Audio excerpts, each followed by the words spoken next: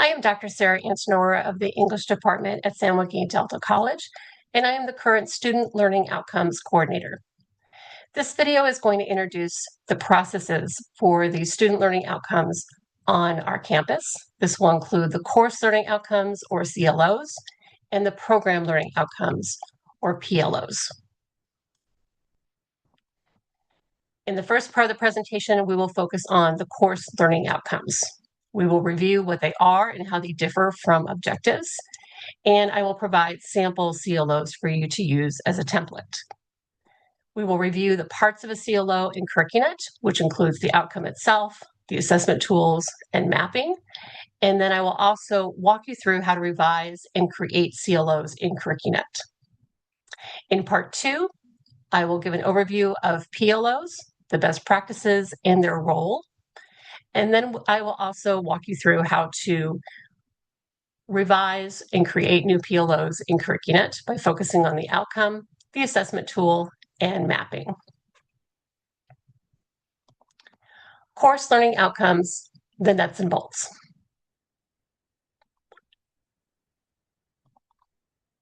What is a CLO? A CLO stands for Course Learning Outcome.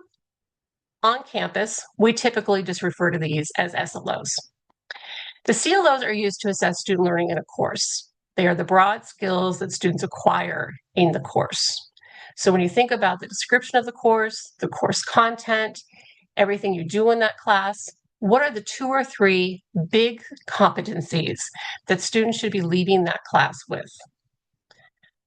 What is the difference between an outcome and an objective? Outcomes are the overarching skills and competencies students gain in a course. For a typical course, there are going to be 2 or 3 outcomes. Best practice requires that we have at least 2. An objective is going to be a smaller skill. I like to think of these as the things that students do to reach those skills. This is the practice they do, the smaller skills they gain, and all of those are in work of gaining those larger outcome skills. We typically have about 5 per course. This can be confusing though, because not every campus has both outcomes and objectives. And the Common Course templates, Common Course numbering templates, use the term outcomes for what we refer to as objectives. So please feel free to always reach out to your SLO coordinator for help on distinguishing between these 2. But the best way to think about this is that the objectives are those smaller skills, the things that students are doing every day, and the outcomes are the 2 to 3 large skills that they leave the class with.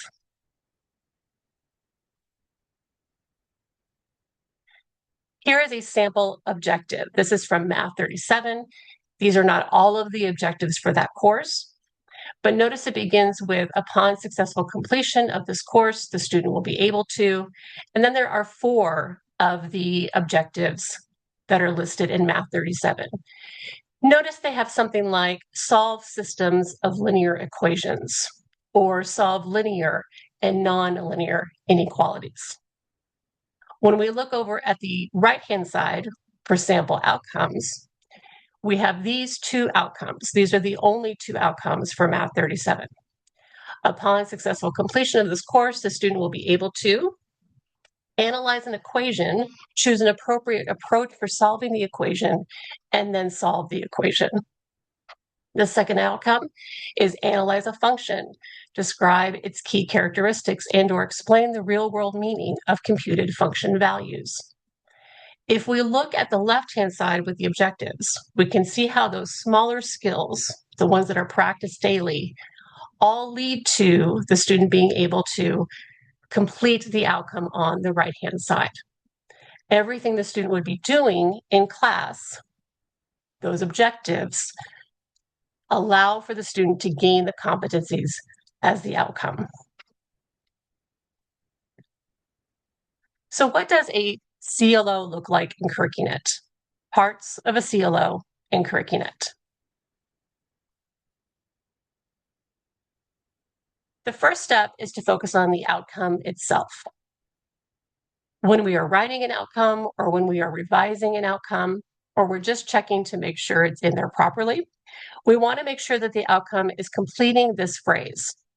Upon successful completion of this course, the student will be able to. That means that the part that we write as the originators of the course or the revisers of the course, that section is going to begin with a verb. I recommend consulting Bloom's taxonomy. It has a wonderful list of verbs that we can choose from, and it makes sure that we're thinking about different types of skills and higher order skills. Be sure to capitalize the first letter. Include only one skill in each outcome.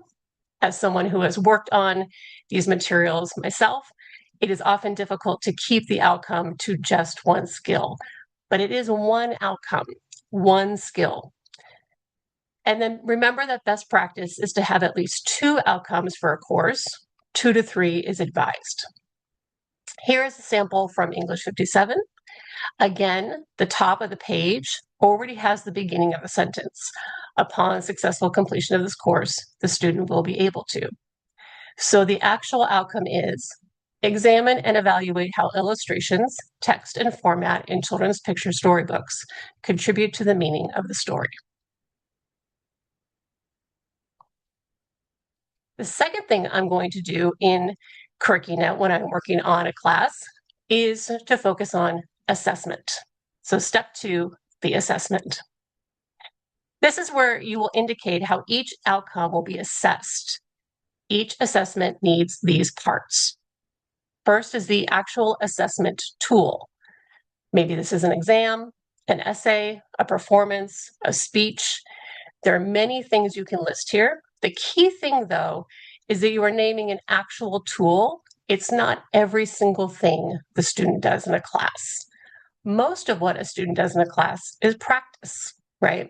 So we would not use those assignments as an assessment. What are the large assignments or end assignments, culminating assignments that you are using to assess individual skills? That's what you want to name here. The second part of the assessment is the criteria used to determine achievement of the outcome. This might be a rubric, a checklist, an exam key, and you need to indicate what counts as passing. Maybe it's a percentage or a rubric score like passing or not yet, a letter grade, etc. And then finally, you want to end this statement with a sentence of how discipline members will discuss the results. So the sample assessment for that same outcome that was on the previous slide from English 57 reads as follows. Students will create a project that achieves a score of passing or higher on a rubric developed by the English faculty. This rubric measures the student's ability to evaluate 1 children's book illustrations, text, in format. Faculty who teach this course will meet to review the collective course performance of this outcome. Notice the bold typed words align with the 3 parts that are required for the assessment. The first bold typed word is project. That is the assessment tool that is being used to measure this outcome. The second section that is bold typed is the passing or higher on a rubric. This is a faculty developed rubric, and passing or higher counts as achieving that outcome. And then finally is that statement that discipline members will discuss the results. Feel free to always just copy that sentence. You can also feel free to use this entire statement as a template for yourself and substitute in what works for your particular discipline. Step 3 is the actual mapping of those course outcomes to either the ILOs or the GELOs. First, you need to ask yourself, is this course part of a program? Does it count towards a degree or certificate?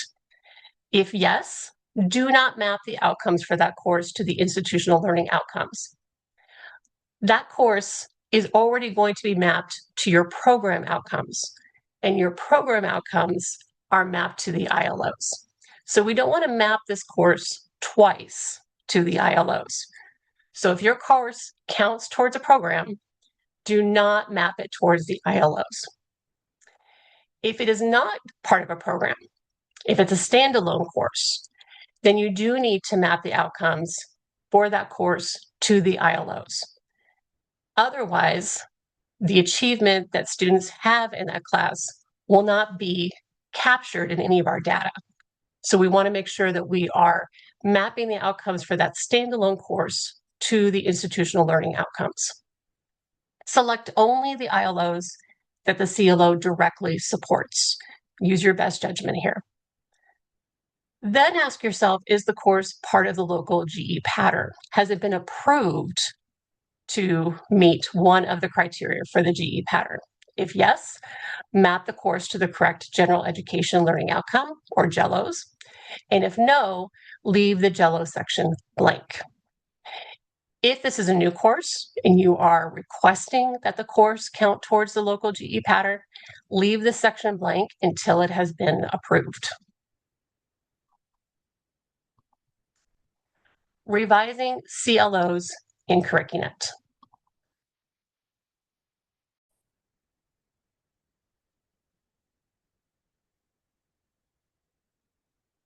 These are the key items to review in CurriQūnet when revising a course and focusing on the CLOs. The first is to ensure that you have at least 2 outcomes. Remember that 2 to 3 is considered a best practice. Review the outcome itself for the following. Is it clear? These are published in the course outline of record. They are used for your fellow faculty as a guide of how to teach their courses. Make sure that these sentences are as clearly structured as possible. Make sure they are beginning with a verb to complete that introductory phrase that is at the top of the screen. Make sure that each outcome is focused on only one overarching skill. And then make sure that the outcome itself is directly supported by the course outline and is distinct from the objectives. Then review the assessment language for the following. Does it have a named assessment tool?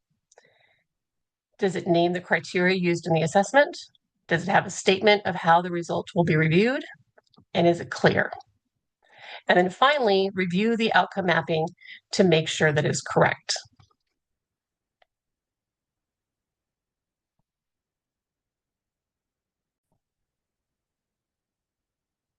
I'm going to use a revision of English 30, the film is literature, as an example of how to review student learning outcomes in CurriQūnet.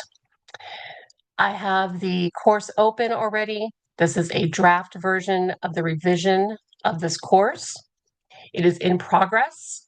The material that is in the active version of this course is already populated into the draft. I'm going to scroll down on the left until I reach the section that says Student Learning Outcomes. And then over on the right, if I scroll down, I can see the different outcomes for the course, like so. There are 2 outcomes for this course.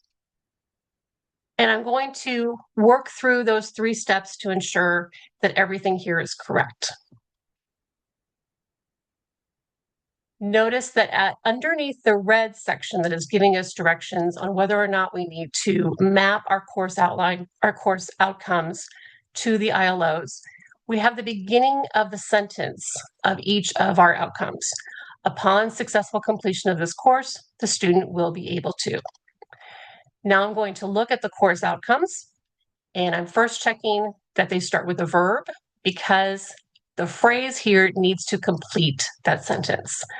So each of these outcomes begin with a verb, demonstrate. They happen to use the same one. I want to make sure they're both capitalized. This is just for consistency. And I'm going to read each to make sure that they are only including one broad skill in each one. Demonstrate the ability to analyze a complex film by identifying and understanding its main features, including literary and visual techniques. So this is the analysis of a film. That's the first outcome. The second outcome is demonstrate the ability to understand and evaluate critical interpretations of a complex film.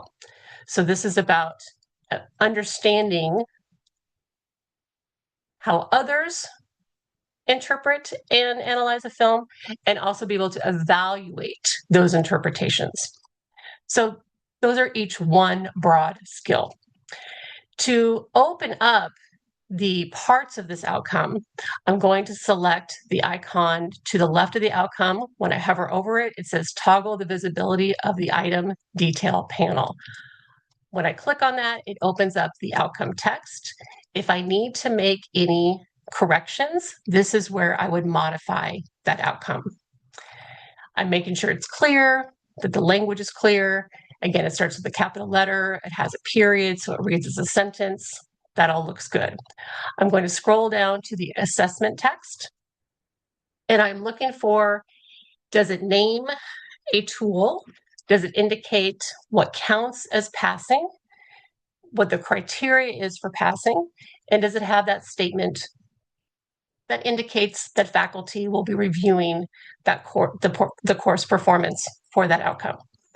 So this assessment text reads as students will write essays that achieve scores of passing or higher on a department agreed upon rubric that measures critical thinking, clarity, organization, language use, and their understanding of the main features in film. Faculty who teach this course will meet to review collective course performance of this outcome. In reviewing that, I see that it names essays. This is perfectly fine. It does not have to be just one essay. It could be that students complete an assignment like this 3 times, and if they have passed or higher according to this rubric at least once, then they have met that outcome. So that plural there is fine. It does indicate that passing or higher on this rubric is what counts as achieving that outcome. It also outlines what the rubric measures. Here, that is critical thinking, clarity, organization, language, and their understanding of the main features in film. And then it has the statement, faculty who teach this course will meet to review collective course performance of this outcome.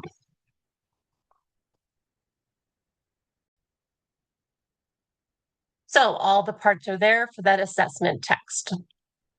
Next, I scroll down to the institutional outcome map. And I have to ask myself,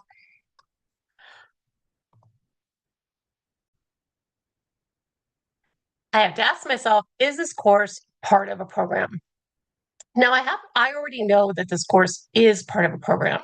It counts towards both the general education pattern and it counts towards the English degree. But let's say I don't know if it does. The place to check is right here where it says reports. It is that grayed out icon in the middle of the screen. I'm going to go ahead and select that, select impact. That loads another page. And here it shows which programs this course counts towards. Notice it's part of the CalGETC, it's part of the local degrees, it's part of the English degrees. And this means that I'm not going to map the outcomes for this particular course to the institutional outcomes map. So as I scroll down, none of these boxes should be checked. And that is correct. Now, when I was on this page that showed the impact, it showed that the course does count towards the general education pattern. So I need to check to make sure that the box of the area that this course counts towards is checked. And this is correct. It counts towards humanities area 3. That is the only box that is checked. And then that is correct. I would do the exact same thing with the second outcome, and then I would be done with this section.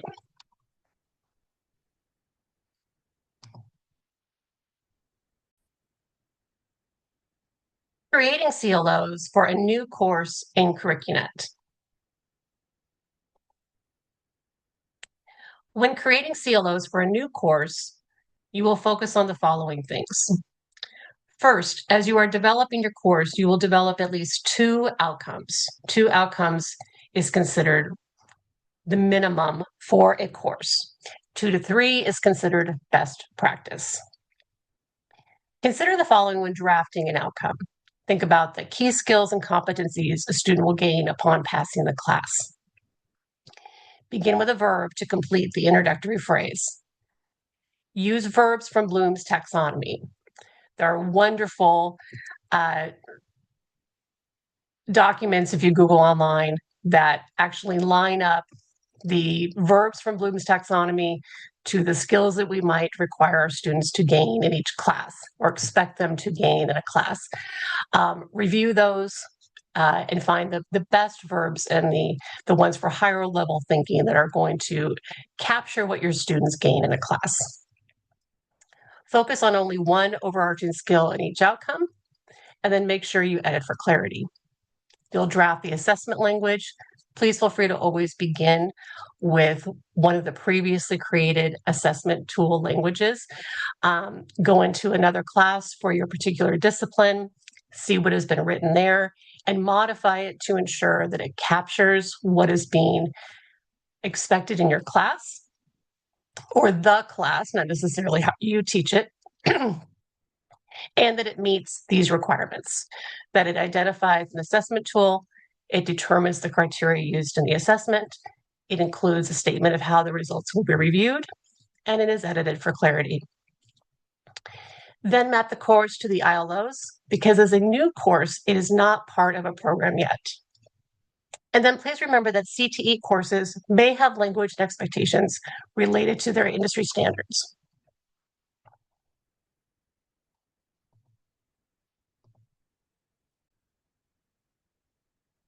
To demonstrate this process, I have created a new course in CurriQūnet. This course would be focused on an introduction to Chaucer, similar to the course we currently have, Introduction to Shakespeare. And at this point, let's say I already have in my course description and my objectives and my course content, and I've thought about the course as a whole, and now I am ready to develop my course outcomes. I have developed one set of outcomes. The first sentence here is the outcome that I developed of analyzing a work by him and placing it within a context. And then I also have a working draft of the assessment language that would go along with that. So first I'm going to just copy that outcome, scroll down. I'm already in the student learning outcomes section of CurriQūnet. I remember that this starts with that beginning phrase.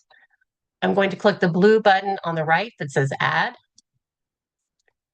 I select that I want to add an outcome. I'm going to go ahead and select the left arrow. And now I can put in the outcome text. I'm just going to paste that in. And the first thing I'm going to remember, of course, is that this introductory phrase requires me to begin with a verb. I already have the student will be able to as part of my sentence. So I'm going to revise the sentence I have as my outcome and begin with the verb analyze. I'm going to capitalize that letter. So now it reads as, analyze a work from Chaucer by identifying and understanding its historical, social, and cultural contexts. That is one large skill from this class. I'm going to copy and paste the assessment language I developed. I'm going to put that in the assessment text. And I'm going to check to make sure that it has all of the required pieces. Students will achieve a score of passing or higher on a department-developed rubric that measures critical thinking, clarity, organization, language use, and their understanding of the historical, social, and/or cultural context of a work by Chaucer. Faculty who teach this course will meet to review collective coursework performance of this outcome. And this assessment language has almost everything that is required. It has what counts as passing or higher. This is achieving the outcome on a department-developed rubric. It has the criteria in that rubric that will be measured. And it also has a statement indicating that faculty who teach this course will review that outcome data.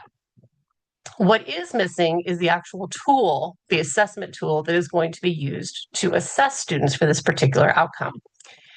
And I'm envisioning, because this is an English class, that this will be an essay. So I'm going to modify this beginning section and add in that they are writing an essay. It needed to be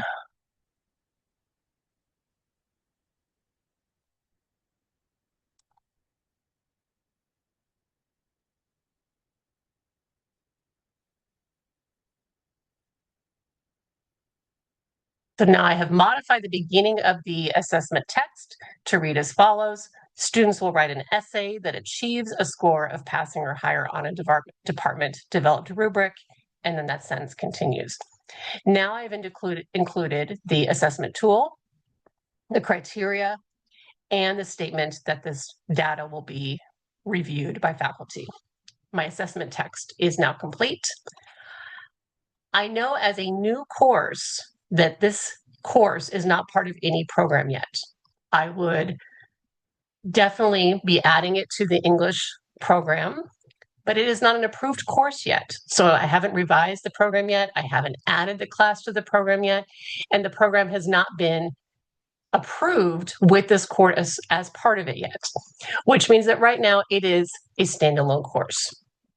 That means that I do need to mark how this course and this particular objective aligns with the institutional learning outcomes. I'm going to use my best judgment. This is an outcome that is about analysis. It is about literature. It's about understanding the past and how it connects to the present. So as I scroll through, I'm going to select the outcomes for our institution that match with that, right? It seems to check here cultural systems. So I'm going to check that first box, 1A, 1A1.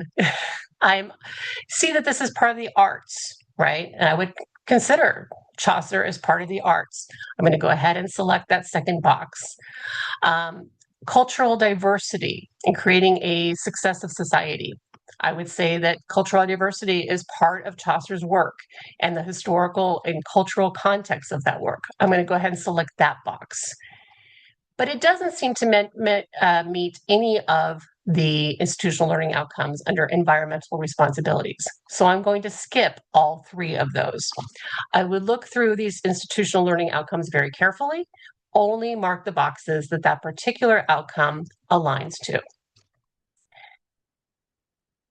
Then as I scroll down, the only other thing on this page is the GELOs, the general education learning outcomes. I would submit for this class to be considered as part of the general education pattern. I would submit it to be part of the humanities section, area 3, but it has not been approved for that. So I cannot mark this yet. Once it is approved and the class is revised in the future, that box would then be marked. And at that point, it would now be part of a program. So when I revise this class in the future, I would end up removing all of these boxes, these checked boxes. I would then be done with this particular outcome, and I'm ready to add my second and possibly third outcome for this course.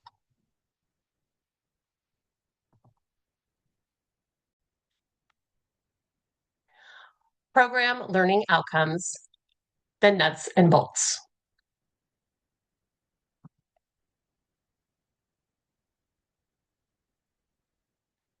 What is a PLO? PLOs are program learning outcomes. When developing a program learning outcome, each outcome should identify the knowledge or skill that students gain upon earning a degree or a certificate. Degree programs usually have about 5 outcomes, while certificates usually have about 2 to 3.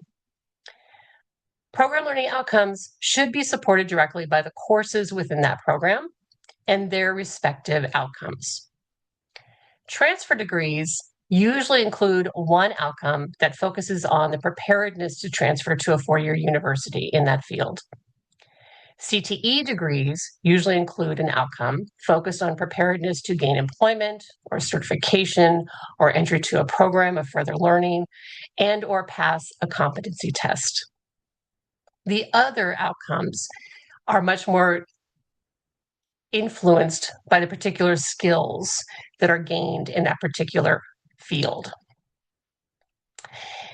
Be sure to consult Transfer Model Curriculum, the TMC, and CTE industry guidelines when drafting your PLOs.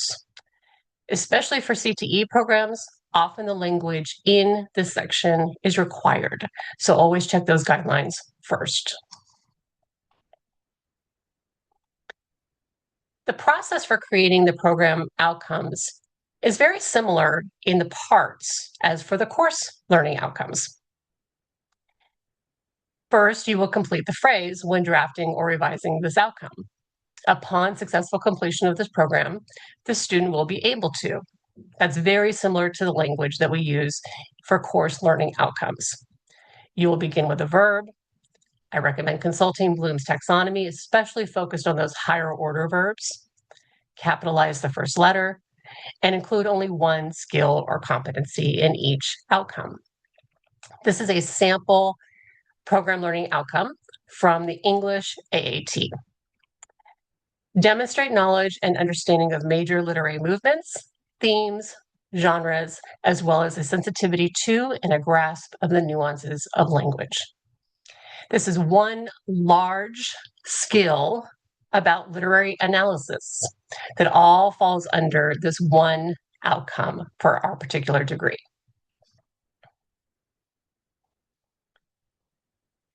Step 2, when working on program learning outcomes, is to add the assessment language.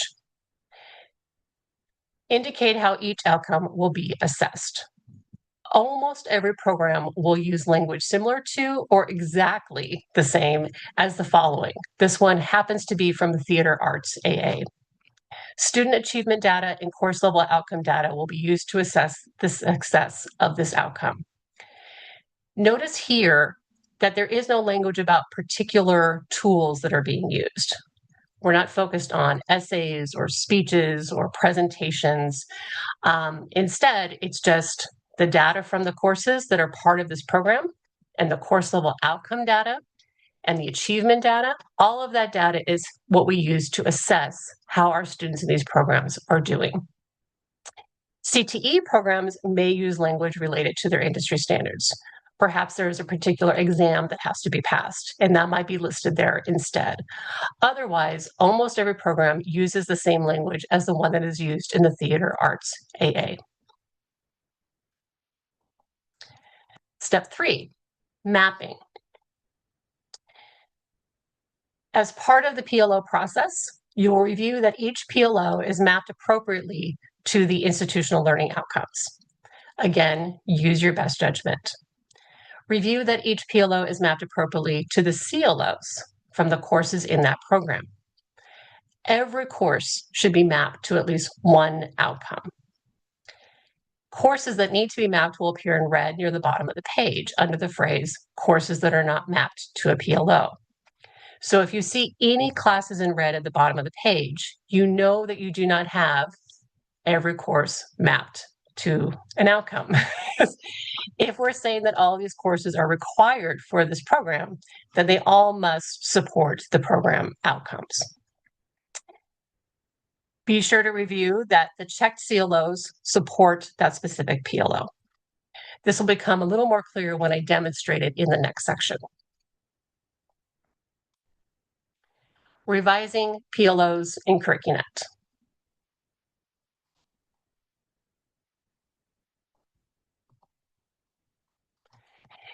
The key items to review in CurriQūnet when revising a program are as follows.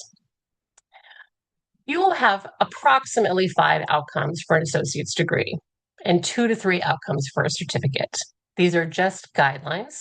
Again, refer to the Transfer Model Curriculum templates, the CTE industry standards, or just reviewing with your fellow faculty in that discipline as to what skills are gained by completing this program.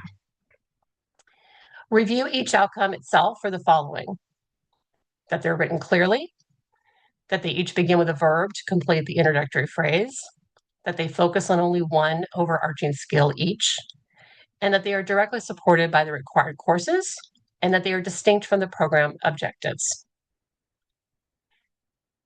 review the assessment language, and then review the outcome mapping for the following.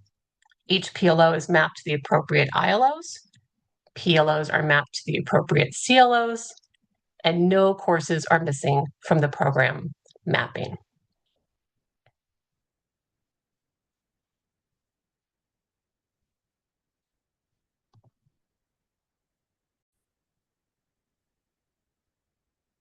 To demonstrate, we are looking at a draft revision of the English for Transfer Associates in Arts. This is the English AAT. You can see that much of this revision process is already complete, but now I'm going to focus on the program learning outcomes with PLO to ILO mapping. So I select that section on the left. As I scroll down, I can see the individual outcomes that are the active outcomes from our current draft of the English AAT. We have more than 5, but not too many more than 5. And I'm going to make sure that each of the outcomes completes that phrase at the beginning of the page, which says, upon successful completion of the program, the student will be able to. For this demonstration, I'm only going to focus on the first outcome. And so I do notice that it begins with a verb, integrate the skills of reading and writing, find, evaluate, and appropriately cite information, think, reason, and reflect critically, generate questions and explore ideas, and analyze and synthesize information. All of these are about integrating the skills of reading and writing. So it does begin with a verb, it does begin with a capital letter, it is written clearly, but I have much more to check. So I'm going to open this particular outcome by selecting the icon that says toggle the visibility of the item detail panel. That's a downward facing arrow. That opens up the information for that particular outcome. As I scroll down, it lists the outcome again, so that if I need to make any changes, this is where I would do so. I scroll down and I find the assessment language. And here, English in the past has added an additional section, but you'll notice that the rest of the assessment language is focused on course completion rates and appropriate course learning outcome assessment data. Everything that we're using to measure for our PLOs comes from those course success rates and the learning outcome data. Here, English has added that those are based on key research projects. When we revise, I would probably recommend taking this out because that may limit what we can use as part of the outcomes to measure this particular data for the program. So I think removing that would ensure that whatever assessment tools we've used for these individual classes would still be allowed to be used as part of the data. In other words, don't restrict yourself too much. The next thing I'm going to do is scroll down and make sure that this particular outcome,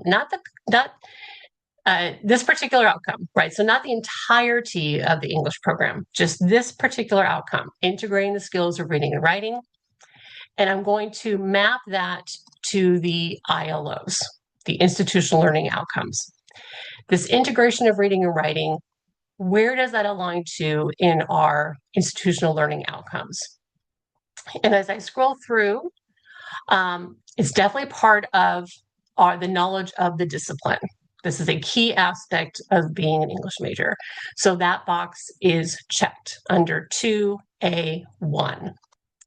As I scroll down, we also checked under 3C1, demonstrating effective and appropriate methods of communication. This is about reading and writing.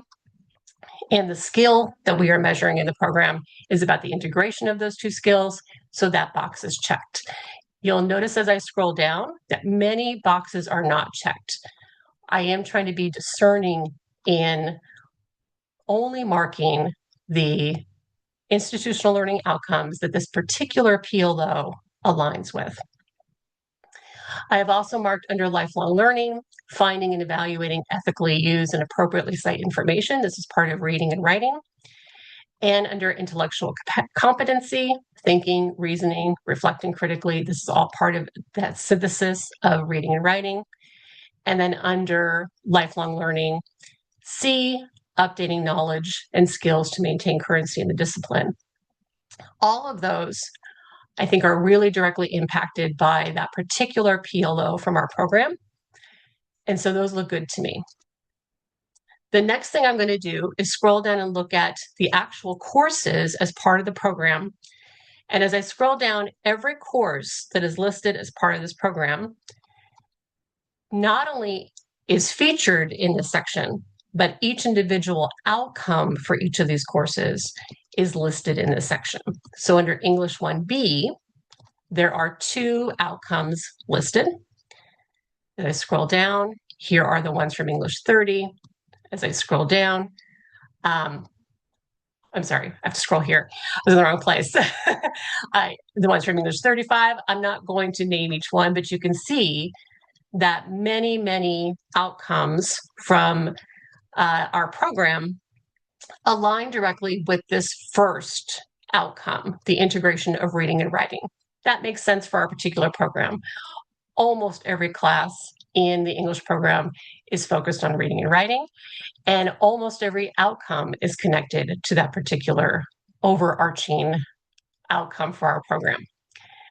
As I scroll down, though, you'll notice that some are written in red. I'll get back to that in a second.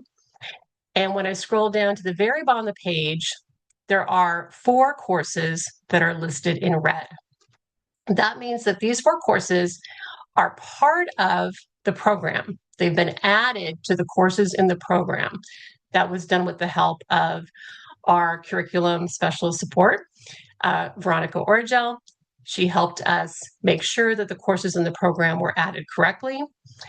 They are part of our program. We want them to be part of our program. So those 4 are listed here, but not a single one of their outcomes has been mapped to this particular program yet. Not just this first outcome, but any of the outcomes, right? So what I need to do is go back and make sure that I have, I'm trying to get to the correct scrolling section. Here we go. What I need to do is make sure that each of those then are checked, right? I need to have at least one outcome from each of those 4 courses. They do not have to be linked with the first outcome, but they do have to be linked with at least one outcome from the program. Once I do that, then I am done with this section. Let's say I also wanted to add another outcome. I'm going to close the information for that first outcome. And if I want to add an outcome, I'm going to select the blue icon over on the right where it says add outcome. It always appears at the top. I would select that downward facing arrow, add in my outcome, add in my assessment, and go through and mark for the ILOs and the course mapping as well. And the last thing I might want to do is reorder my outcomes. I want them to be in an order that makes sense for both faculty and for students. And so if I find that they are not in an order that is the most logical, I can click and drag them by focusing on these 6 dots to the left. This is true for course learning outcomes as well. Once I have every outcome the way that I like it to look, it has met the requirements that are set out for student learning outcomes on our campus, they're mapped correctly, and I have no classes in red at the bottom, then I'm ready to move past this section and it will be ready to launch once I've completed everything else in this draft section.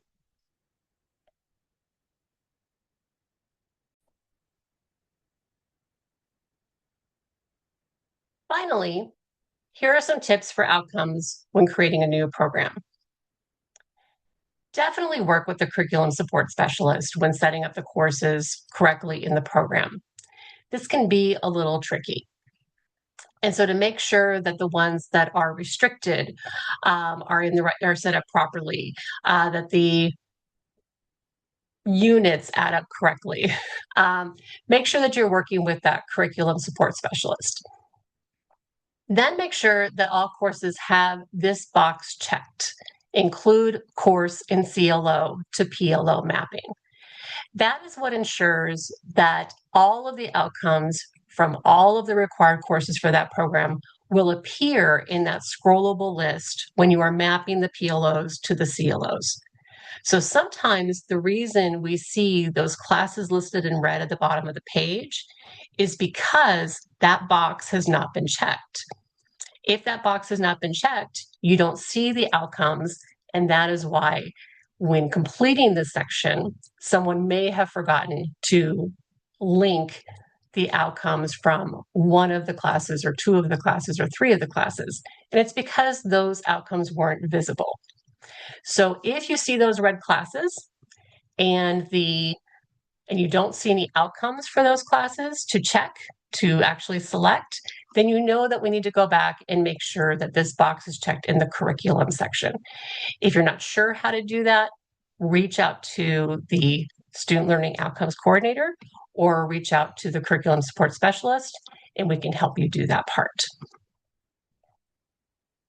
Finally, if you have any questions about any part of this process, I am here for you. Please reach out to me by email. I am happy to help you. We can set up a meeting. It can be daunting at first, but I promise once you do this once or twice, it really does get much easier. Please feel free to reach out anytime.